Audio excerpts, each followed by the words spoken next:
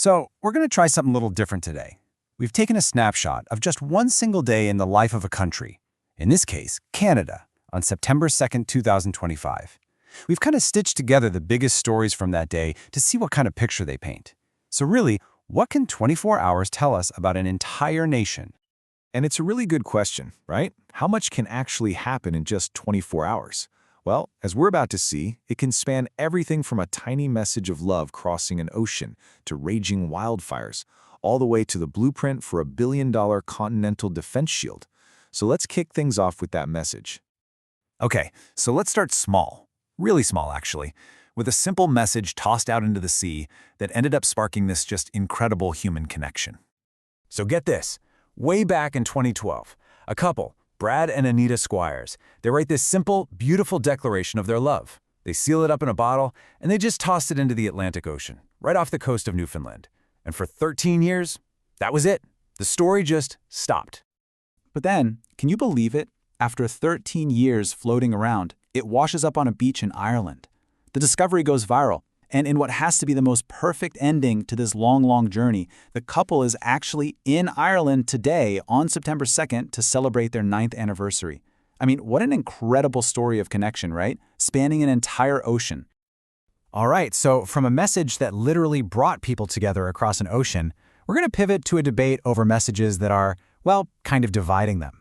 Because on this very same day in Alberta, a pretty fierce cultural conflict is brewing over what books kids should be able to read in school. So what's happening?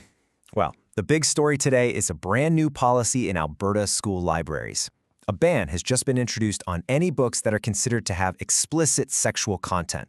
And as you can probably imagine, it has set off a major debate.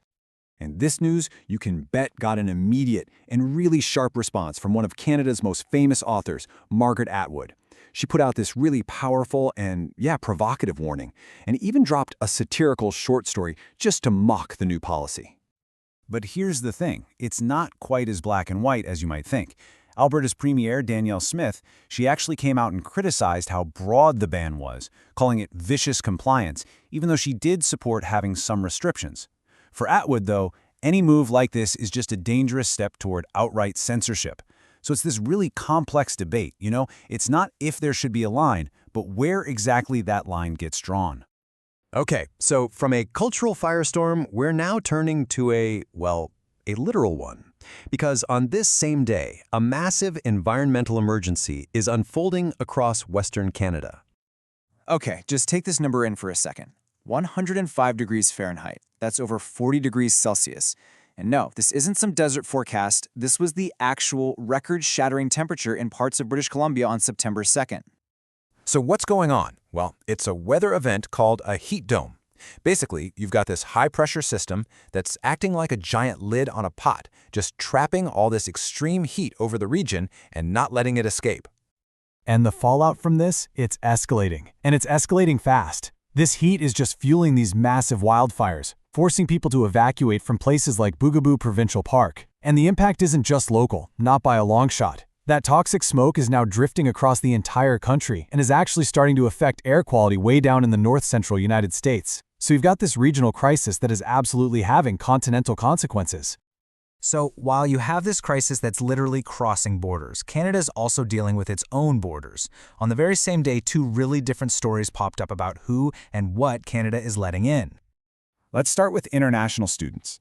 The financial goalposts for getting a student visa, they've just moved. The amount of money that applicants need to prove they have in the bank has gone up from just over 20,000 Canadian dollars to almost 23,000. So that's a jump of over $2,000. And, for a prospective student who's trying to make this work, that is not a small amount of money. It could literally be the thing that decides whether they can afford to study in Canada or not. It's a seemingly simple policy change, but with very real human impacts. All right, so we've had a heat dome. Now get ready for the Golden Dome. In the world of geopolitics today, U.S. President Donald Trump made this, characteristically grand statement, announcing that talks are happening with Canada about a huge new continental defense project. So, what on earth is a Golden Dome? Well, he's talking about a missile defense shield. Think of it like a giant protective umbrella that uses some seriously advanced tech to spot and shoot down incoming missiles. The most famous example we have of this in the real world is Israel's Iron Dome system. But the scale of what's being talked about here, it's just mind-boggling. Israel's Iron Dome protects one nation. This Golden Dome would be continental, covering both the U.S. and Canada. And the estimated price tag? $175 billion. I mean, wow. If this ever moves forward, it would be one of the most complex defense partnerships in history, for sure.